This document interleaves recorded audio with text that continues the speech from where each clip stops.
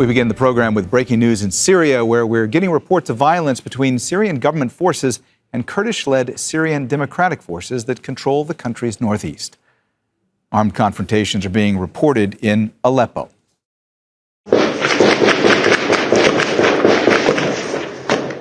At least 2 civil defense crew members are injured, and dozens of families in the area are trying to flee to safety. Under an agreement signed in March between Syria's new government and the Kurdish-led forces, the SDF was meant to merge with the new Syrian army. But so far, that deal is yet to be implemented. Those clashes were reported hours after Syria's President Ahmed al-Sharaa held talks with Turkey's foreign minister and intelligence chief in Damascus. High on the agenda was the integration of Kurdish civil and military institutions into the Syrian state by the end of the year. Ankara views the Kurdish-led Syrian Democratic Forces as a threat to Turkey's national security.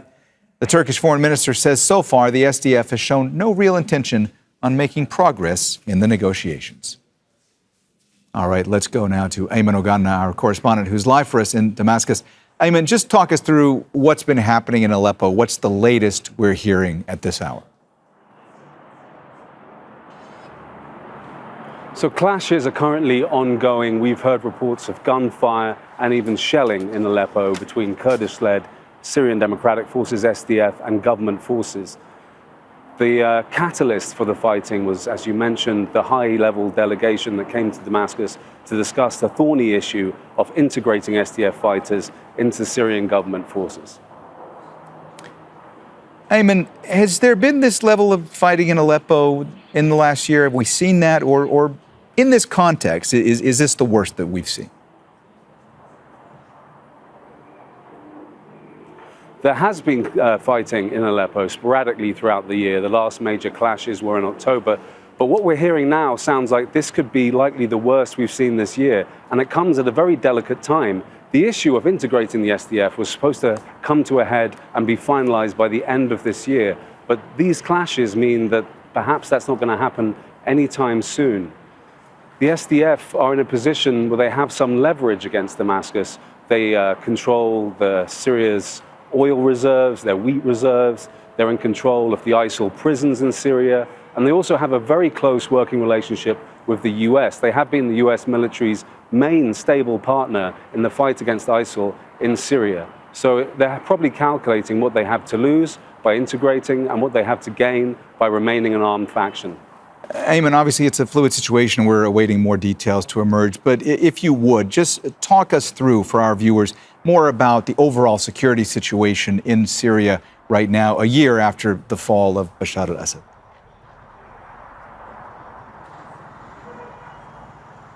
I think Syria surprised a lot of people in being relatively stable. Of course, there were huge incidents. In the coasts, there was massacres against Alawites. In Suwaida, there was heavy sectarian fighting. And now the SDF issue is a real hotspot. Perhaps the fighting in Suwaida is making the SDF realize that they have more to lose by dropping their weapons than by integrating into the Syrian government forces. So this is a really worrying development in terms of Syria's security, but there have been violent incidences throughout the year since the fall of the regime. All right, that's Ayman Oganna live for us in Damascus. Ayman, please stand by for us. We'll come back to you as more details emerge. Rob Geis-Penfold is a lecturer in international security at King's College London. He joins us now live from London. Rob, thanks so much for being with us here on Al Jazeera. What does this renewed fighting say to you about the state of affairs in Syria right now and where things stand? Well, it was actually quite a surprising bout of fighting because, as we've heard, violence in Aleppo is relatively rare. There has been low-level tit-for-tat exchanges of fire between the SDF and Syrian government-affiliated forces. That most of the time takes place in less densely populated areas of central to eastern Syria, particularly around the strategically sensitive areas like the Sheihan Dam. So the fact this is taking place in Aleppo, which is one of Syria's key cities, most populated cities, it raises the spectre of sectarian violence. There's obviously fears here that this could get very, very ugly very, very quickly in terms of seeing more civilian casualties and civilian violence. And that is the sort of thing that can derail the transition. And we should note that lately things seem to be going relatively well. Obviously, the SDF and the Syrian government have both committed to an agreement on March 10th of this year.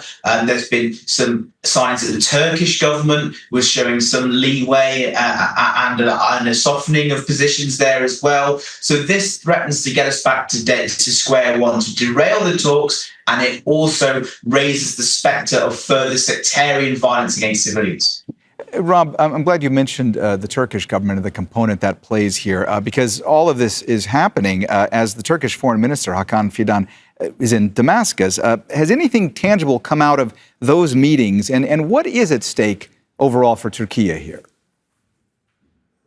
Well, we know that Turkey's position has been that the eastern regions of Syria cannot be allowed to be federal. They cannot be allowed to be run decentralized. And the SDF not only has to be integrated into the Syrian army and defense ministry, its forces have to be spread throughout different battalions to stop this just being an exercise in what we call reflagging, where a group claims that it's joint integrated into the defense ministry but retains the same command and control structures. We have heard a softening of the Turkish position, and it seemed more aligned with the US position, this perception that, okay, we will not be going with a decentralized Syria, but there will be a degree of autonomy for eastern Syria, and there will be cooperation. It's worth noting here in Aleppo that these checkpoints were joint checkpoints manned by the SDF and government forces. So the fact that these two factions are now fighting suggests a complete breakdown in previous understandings, which imperil any progress made in those talks with Hakim Fidan and others today. Rob, as you mentioned, great strides have been made in the past year. But we know, of course, that Ahmed al-Sharaa, as the new president of Syria, has been trying to gain more control over more territory in Syria. He's been trying to unify the country. It's still quite fractious. How does the violence that's going on at this hour reflect on his control as president in Syria?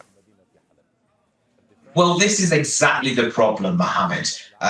Al-Sharaa's critics will say that he is a sovereign in name only, that he doesn't have the ability to command his own forces, and he doesn't have de facto control throughout large parts of the country. You have areas like Suwaida in southwestern Syria, and of course the eastern regions, the Kurdish-dominated regions in eastern Syria. Now, the key bottom line here is that both of those areas are minority-dominated or have large minority populations, be it Druze or Kurdish. So it's an open question as to how much support and trust al-Sharaa can build with Syria's many, many different minority communities. Every time we've seen Syrian government forces deployed en masse, we've seen sectarian violence. That does not mean that this is something that al-Sharaa has ordered, but it does raise questions about how much control he has over his own forces. So the world will be watching, and al-Sharaa, I'm sure, will be very, very clear here in giving orders to refrain from sectarian violence and to de-escalate the situation as soon as possible. That is certainly what the US